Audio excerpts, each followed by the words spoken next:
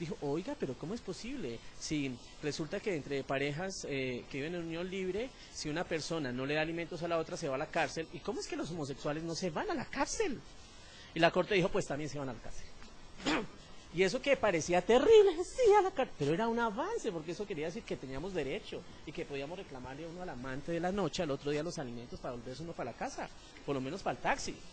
¿Cierto? Porque después de una noche de esas, ¿cómo no pagan, no? Entonces, digamos, esto fue como una activación constitucional, pero la ventaja que tenía la tutela es que el instrumento permite que la Corte revise cualquier caso de cualquier parte del país.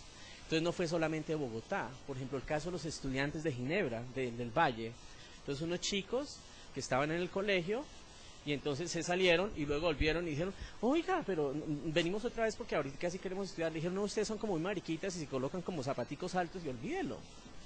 Y el rector del instituto, que era un instituto público, pero era un sacerdote católico, obviamente dijo, porquería, maricones, no sé cómo, si se más, y se expresó lo más terrible. La Corte toma en revisión este caso y dice, no, señor rector, usted tiene que guardar sus palabras, estúpido. El hecho de que usted sea cura, primero, usted está en una institución del Estado y respeta. Y la Corte lo colocó en su sitio y le tuteló el derecho y recibe a las mariquitas con tacón. Y fueron estudiantes comunes y corrientes. Digamos que lo que se ha hecho en Colombia fue una activación constitucional desde lo básico. Ya otras cosas han estado como más organizadas, entonces como las demandas de constitucionalidad que hemos presentado. Yo recuerdo que en esa época demandé la ley 54 del 90, dije, sí, vamos a ganar, y la igualdad, y la Corte dijo, no, no, no, estúpido, usted no tiene razón. Entonces luego tocó organizar una estrategia de litigio de alto impacto, demandando la misma ley por otras causales, y bueno, ya la Corte dijo que sí. Entonces yo siento que ha sido como algo que ha ido generando un efecto de onda, un efecto de onda, un efecto de onda en tres fases de la Corte. La primera Corte era, tú puedes ser pero no ejercer. Eres un gay divino, entonces tú puedes estar en las notarías, entonces tú puedes estar en los sistemas, no sé cómo, sistemas, y bueno, pero no más. Recuerdo un caso que me parece que es el caso más emblemático en la Corte con la comunidad. Muchos docentes me decían, Germán, mire que es que la homosexualidad nos pueden echar, si nos pueden echar, sí, sí, sí, yo dígame dónde está, tráigame. Y un abogado me ayudó y encontró la norma. Entonces en el estatuto docente decía que una causal de mala conducta era ser homosexual, ni siquiera ser ejercerola, ni verlo en los videos o la que yo diría, bueno, pero solo el hecho de ser. Entonces demandamos, ay, no sé, gracias. Entonces en esa época presentamos, sí, una mente joven. Entonces presentamos una demanda a la Corte. Yo presenté, le dije a la Corte, mire, esto es discriminatorio, ¿cómo es que van a tener estatuto docente? Y es la única vez en la historia del movimiento y de la Corte Constitucional que la Corte, antes de dictar sentencia, llamó a una audiencia. Entonces la Corte en esa época quedaba aquí en la 72 con séptima, que fue donde empezó la Corte, digamos, antes de que los trasladaran cuando arreglaron el este. Entonces en la 72 tenían una sala de audiencia chiquitica, pero ese día era la audiencia para los docentes en el sistema educativo y nos citaron a los grupos de gays y lesbianas y era la primera vez que los grupos, y ha sido la única, que en una audiencia hemos hablado en la Corte. Entonces llegaron los medios de comunicación, llegó no sé qué, y antes nos reunimos en el apartamento, entonces que no sé qué, entonces las posiciones, que el bienestar familiar, el Ministerio de Educación, nos van a azotar, esto va a ser terrible. Y bueno, en la audiencia recuerdo que llegó una docente que tenía una máscara, que fue Fabiola, era una activista de Triángulo Negro. Digamos que hace 13 años empiezan todo el tema de grupos, y entonces llamaron, entonces ella se colocó la máscara y dijeron, no, usted no puede entrar con máscara, y dijimos, no, pues ella tiene que hablar, y ella está en el closet, bueno, y eso fue muy interesante también ver el proceso de cómo una maestra lesbiana se coloca una máscara para hablar, pero habla en la Corte. Eso fue la sensación, claro. Apenas terminó, todos se lanzaron a la señora de la máscara, ¿no? Eso era el personaje principal, era el tema, y contando su experiencia. Y curiosamente, en esa época, recuerdo, ninguna entidad habló mal del tema. Ni siquiera el Instituto Colombiano de Bienestar Familiar. Porque lo que la Corte ha dicho, el Ministerio de Educación, no sé qué, la Asociación de Docentes. Yo decía, esto no lo puedo creer. Nadie nos escupió. Cuando era lo evidente, digamos, entre comillas.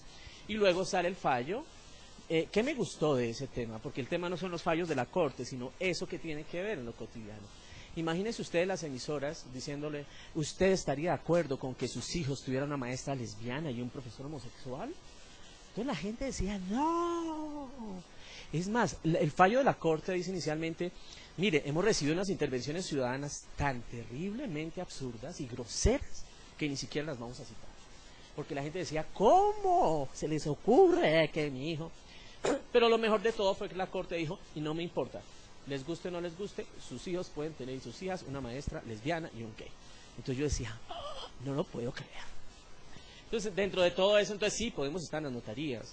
El fallo de fuerzas militares, por ejemplo, que es un fallo muy interesante, y aquí hay dos cosas. Entonces viene el tema, ¿se nace o se hace? Entonces, ahí debaten el tema en esa sentencia de la Corte, ¿se nace o se hace? Entonces Gaviria dijo, me importa 5 si nace o se hace, igual tienen protección. Que eso fue muy importante, ¿cierto? Porque el tema no es si es biológico o si es social, no. El tema es una protección de derechos humanos y desde las dos posibilidades hay una protección. Entonces sale fallo en fuerzas militares, sale fallo notaría, sale estudiantes, sale exclusión laboral. Y entonces esto nos permitió un espacio, pero cuando empezamos a llevar casos de parejas a la Corte, un caso que manejamos de una pareja gracias al SIDA, una pareja viviendo con VIH, entonces resulta que en esta crisis que hubo en la, económica, obviamente uno de ellos quedó sin empleo, pero era el marido. Entonces dijo, bueno, el marido tiene VIH, yo tengo VIH, ¿y ahora qué hacemos? ¿Quién lo afilia a él? Y la salud. Entonces presentamos una tutela, y la tutela la ganamos inicialmente, dijeron sí, no, perdón, a ellos inicialmente lo afiliaron. ¿Cierto? Yo les dije, afílienlo, vale, afílienlo, usted tiene derecho. Y ellos se fueron tranquilos y lo afiliaron y les aceptaron la afiliación. Y después de unos meses dijeron, ay, perdón, nos equivocamos, chao, ustedes no tienen derecho. Entonces fue cuando presentamos la tutela, y la tutela luego la toma en revisión la Corte Constitucional y la decreta como tutela transitoria. Y dice, sí, pero ustedes tienen que presentar otro proceso, pero como quien dice, antes de que se muera este SIDA, pues no lo podemos dejar así, pero ¿otro proceso? ¿Cuál proceso? Ninguno. Entonces, cuando empezamos a llevar demandas a la Corte era, no, esto es demasiado.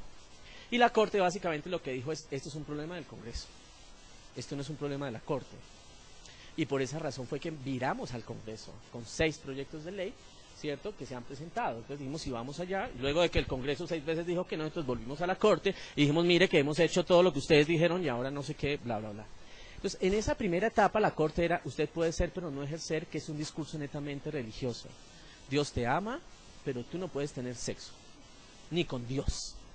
No, entonces yo dije, pues yo me salgo, porque si el Cristo no quiere echarse conmigo, pues yo me voy. Si así no me gusta, si decían que está tan bueno, pues yo quiero echármelo. O el que se eche conmigo, bueno, lo que quiera, o los dos, ¿no?